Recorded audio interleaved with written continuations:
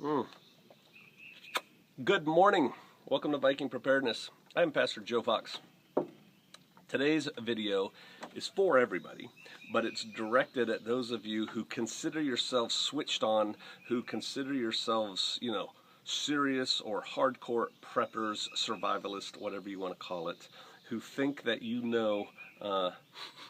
can smell something in the air, that things are not as they seem, and that, this whole house of cards could fall apart quickly from a variety of means, right? Comet strike, solar flare, EMP, war, economic meltdown, Zika virus, whatever, right? I suspect there's a lot of you out there. It's for those of you who fall into that category and still live in a city. Now, when I say city, I don't necessarily mean the municipality that declares itself a city. I mean, heck, out here, not that far from here, there's a city of about, 1,000 people or something. That's not what I'm talking about when I say city. I'm talking about a city, taxi cabs, buildings, people piled in on top of each other, crime, things like that. A place where you cannot walk down the street at 2 o'clock in the morning without some kind of, caution or fear, even, perhaps. Right? I fear nobody. I carry a Glock. Yeah, whatever, dude. There are a lot of places in this country where you can't walk down the street at 2 o'clock in the morning or 3 o'clock in the morning without the strong possibility of something bad happening.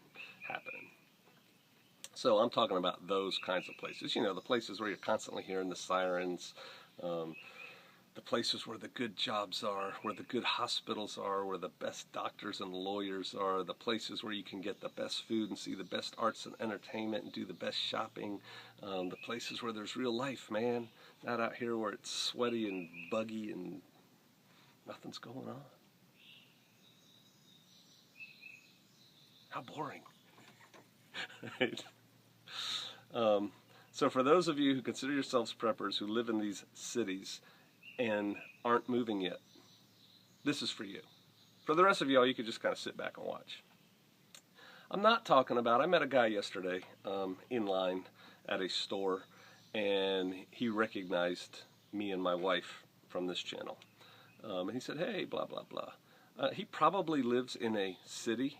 I didn't say, where do you live, dude, but we were in a city. A city.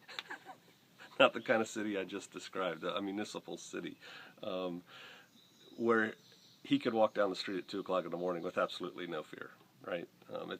That's not what I'm talking about when I say come out of her, my people, a place like that. Now, I'm sure there are, bad places even in a place like this town, which I don't want to name, but I don't know of any. Most people there are pretty cool, and they have little vegetable gardens in their backyards and, stuff like that.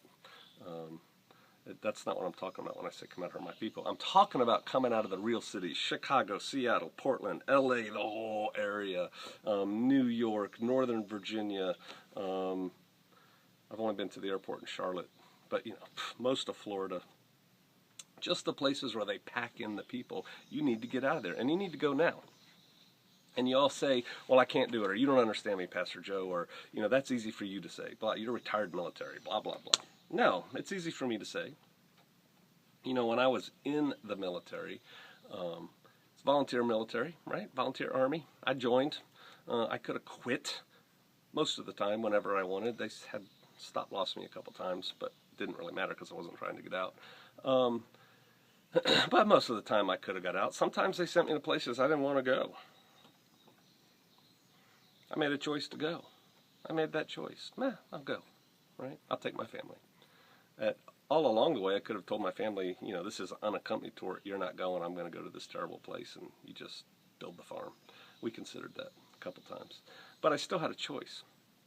And for the most part, unless you are incarcerated, you have a choice too. You just don't like the options of your choice. Maybe you have a good job wherever you are now, and you have a wife and 2.3 kids, and 2 car payments and a huge mortgage, and you like eating what you eat and going where you go and doing what you do, and you just can't fathom being a Walmart greeter to put some food on the table.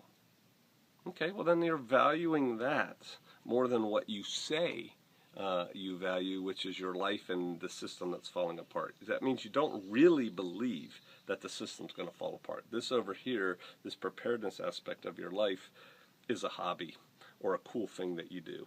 But if you're still living over here in America, where you can move, you can get in your car and go. I always use Maine as an example because to me, Maine seems kind of exotic from an American standpoint, just because I never lived there, right? But I mean, really, anybody in America, unless you're a prisoner or in the military, can literally quit your job right now, which I do not recommend. Go down to the parking lot, get in your car, and drive to Maine. Park in the Walmart, walk inside and say, I'd like a job. Get a job at Walmart or McDonald's, start working, look for a better job. Live in the parking lot until you get settled. Get a gym membership so you can shower. You could do it. Oh, you could. Now, do you have to go that extreme? No. You should be a lot smarter than that. You should have a really good, if you live in a city, you should have a really good resume right now. You should be floating that baby out there. You should be picking where you want to live in the country. Pick a region, pick a 500-mile region kind of thing, and start hammering that for jobs and information, and go get you a job and be willing to accept less money. You're going to need less money. You're not going to be living that highfalutin lifestyle. You're going to take joy in sitting on your porch drinking coffee, which I haven't drank enough of, listening to that.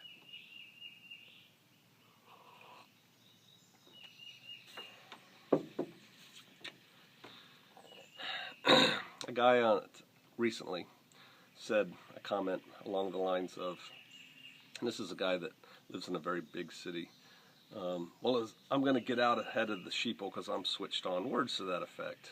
I'm going to get out of here. Sounds harsh. Guy's probably going to hate me and quit my forum. Dude, you are the sheeple if you're living there. See, the sheep are the ones who can't imagine life outside of the fold in this nice, safe pasture. Yeah, it's crowded. Yeah, we got to compete a little bit, rub shoulders for things, but I'm good at it, and it's comfortable here. The sheep can't contemplate life out there beyond the fold on their own. Scary. It's awesome. Things are coming, and when they come, they're going to come fast, and you're not getting out ahead of the sheeple. You are the sheeple if you're in that kind of metropolitan blah. If they got subways where you are, you're in a bad place. If they have taxis where you are, you're probably in a bad place. Stuff like that. Even when we lived, up in Kansas, I was still in the boonies, down a gravel road where they don't deliver pizza. Can't get a pizza delivered. I consider that the boonies, cows all around me. And there were great jobs there of all kinds. The greater Kansas City area, right? The Ozarks, there are pockets of cities, not the kind of cities that I'm telling you to get out of, but, technically, that have great jobs. Pretty much anything you're doing where you are, you can do there. Parts of the Pacific Northwest, Cascadia Zone, I know, right? It's probably why I haven't been called there, but, there's cool places to live and there's cool people there. You can get jobs. You can get a job. Again, you may not be the marketing director of your department that you worked 15 years at, but chances are for most of you didn't work anywhere for 15 years, right? You are the commodity, not your job. You're either a good guy to work with, gal, or have work for, or you're not. And if you are, you're going to get hired, and you'll get a job. Out here in the boonies, and this is the boonies, things are different, but check it. People live in houses. People have food on their table. People drive cars. People do things. Not to the same level, not to the same degree, not like you do it where you are. I remember we lived in one place, Northern Virginia, and all up and down my beautiful tree-lined brick home street were Saab turbos and Beamers and Mercedes and, you know, just nice cars, Volvos, you know. That's what it was like. They were all clean. They got washed at least once a week. You know, well taken care of, manicured lawns. And here comes the Foxes with our big orange, like 1978 Suburban, which we parked in our driveway and made people horrified, right? Oh my God. Hey, here we are. It's different out in the country, but life goes on. You guys and gals, you need to go. I realize if you have kids, you think you have responsibilities, and you do. You have responsibilities to those children. If you're married, you have responsibility to your spouse. Take them with you. Guess what? There's married people with kids living out here on much less than you think you're making. Because to me, the only thing I can think of why you wouldn't move is because you think economically you can't afford to do so. And I'm telling you, you can. You're just choosing not to. Time's short. Come out of her, my people, lest you taste of her destructions and her plagues. I'm leading by example. I'm trying. Some of you are going to hear this. Most of you are not. I wish you all the best. All right. I'll see some of you out here.